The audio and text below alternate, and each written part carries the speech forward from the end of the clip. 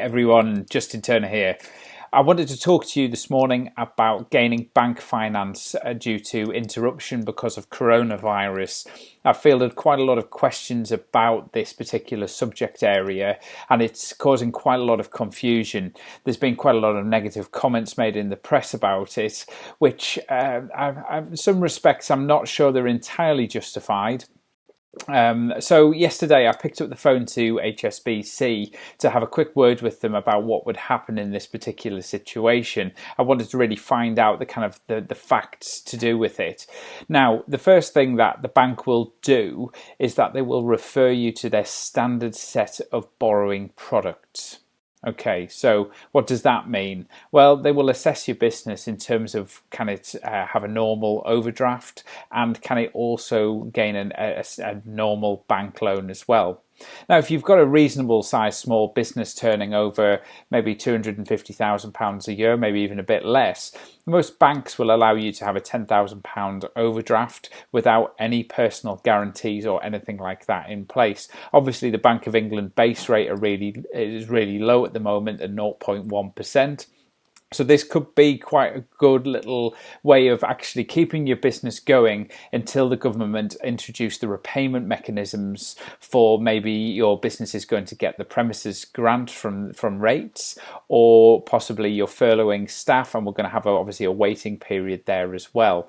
Now, I asked HSBC yesterday, they're talking about 7.9 above base for their standard overdraft product. I think this will vary from business to business, but that gives you a rough guide of what it would cost you. I don't think that's an unreasonable amount of interest to be charging on an overdraft as well for a business, so that sounds like quite a good option. Obviously, a loan has to be thought about really, really carefully, but if you're looking to improve your cash flow, actually being able to consolidate some of the monthly outgoing, some of the finance agreements that you've got, again, very careful thought, read those agreements very carefully. It's a possible way that you could look of changing your business to reduce monthly outgoings. And you've got to just think about the business case. So what about getting hold of the coronavirus interruption loans? Well, what the guy from HSBC said to me yesterday is that this is actually replacing EFG. Now, what is EFG? EFG is Enterprise Finance Guarantee. And EFG was a scheme that the government came to in order businesses to get hold of bank finance when there wasn't necessarily security in place. And what is security is another question that's coming up. And security is normally when you're taking some borrowing from a bank, is that they would look to secure that borrowing against the director's personal assets. Now, in order to do that, they would take a charge on a property. It could be your own home. Now, what they would do is they would calculate probably 80% of the equity that you've got in the property. If you owned it jointly with someone, they would divide it in half. That might sound like a weird and wonderful calculation, but that's normally how they would decide if there was enough equity.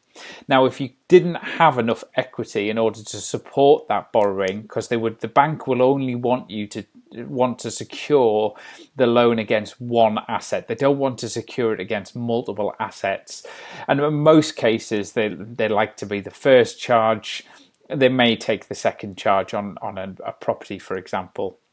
So EFG was always there to allow the government to support those loans and allow people who wouldn't necessarily be able to secure a loan against an asset to gain finance for their business.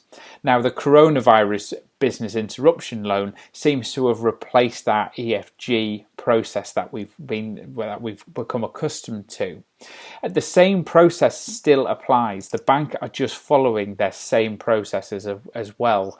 That normally a bank, even through the EFG system, would look to take personal guarantees. They would also look to take a fixed and floating charge over the company, which is in the form of a debenture. Now, it's a standard process. The press have got all agitated about this because the government have said that they're going to be unsecured loans.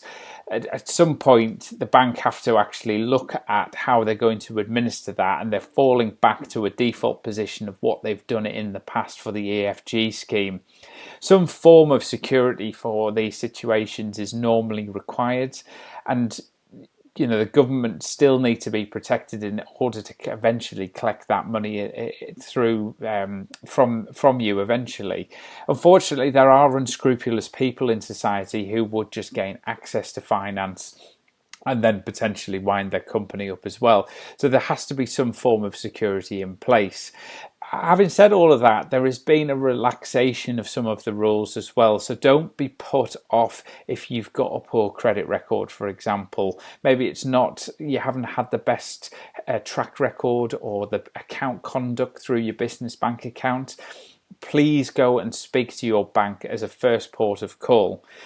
There are other lenders offering COVID interruption loans as well, but try and always deal with your main bank first and then go to some of those other lenders as well. There are many of the other lenders. I know I'd had some emails of Funding Circle in particular saying that they were relaxing some of their rules and they were prepared to look at applications that they'd turned down in the past as well. Anyway, that's a very, very quick rundown and a bit condensed for a very complex subject area. I hope it's giving you a bit of understanding about where the COVID finance interruption lending is actually going to fit into everything, and best of luck trying to get some finance organized for your business. The one final thing I would just reiterate is that it's really, really important that you do a careful calculation about how much cash you're going to need in your business. And I've mentioned this several times in other videos. A rolling daily cash at bank predicting the bank balance for the next 3 months will give you that accurate number. It will allow you to present a much more accurate business case to your bank manager, and it will give you better chances of gaining the bank finance that you need. Okay, thanks for watching today. Best of luck, more videos to follow, and I'll speak to you all soon. Thanks.